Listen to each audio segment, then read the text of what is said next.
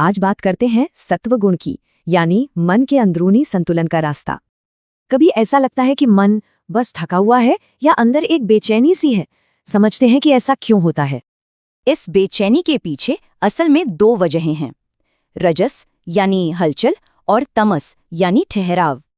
लेकिन एक तीसरा गुण भी है जो इन दोनों में बैलेंस लाता है। वो है सत्व, यानी मन की साफ और शांत अवस्था। मन को एक शीशे की तरह सोचिए। रजस उस पर धूल उड़ाता है और तमस उसे एक कपड़े से ढक देता है।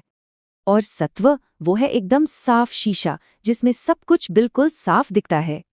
भगवद गीता में भी यही कहा गया है, सत्व से ज्ञान पैदा होता है, मतलब क्लैरिटी सत्व से ही आती है।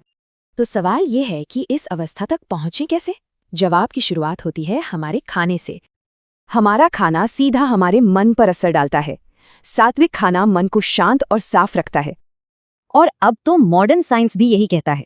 इसे गट ब्रेन एक्सिस कहते हैं, मतलब पेट और दिमाग का सीधा कनेक्शन। इसके पीछे का साइंस भी कमाल का है। सात्विक खाने में वो चीजें होती हैं जो दिमाग को शांत रखती हैं। लेकिन बात सिर्फ खाने की नहीं है। सत्व को बढ़ाने के लिए हमारी दिनचर्या भी बहुत जरूरी है। जैसे सुबह जल्दी उठना जब दिमाग सबसे तेज चलता है, और रात को अच्छी गहरी नींद लेना।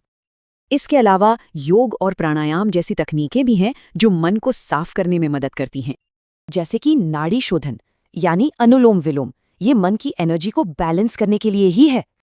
ये प्रैक्टिस सीधे हमारे नर्वस सिस्टम के रेस्ट और डाइजेस्ट मोड को एक्टिवेट कर देती है। इससे शांति मिलती है। और आखिर में हमारा व्यवहार, सच बोलना और दया भाव रखना, ये भी एक तरह की दवाई है। तो पॉइंट ये है कि सत्व सिर्फ एक सोच नहीं, बल्कि कम स्ट्रेस और हाई परफॉर्मेंस की एक बायोलॉजिकल स्टेट है। सात्विक जिंदगी से फायदे ही फायदे हैं, अच्छी सेहत, कम तनाव और जबरदस्त मेंटल क्लैरिटी।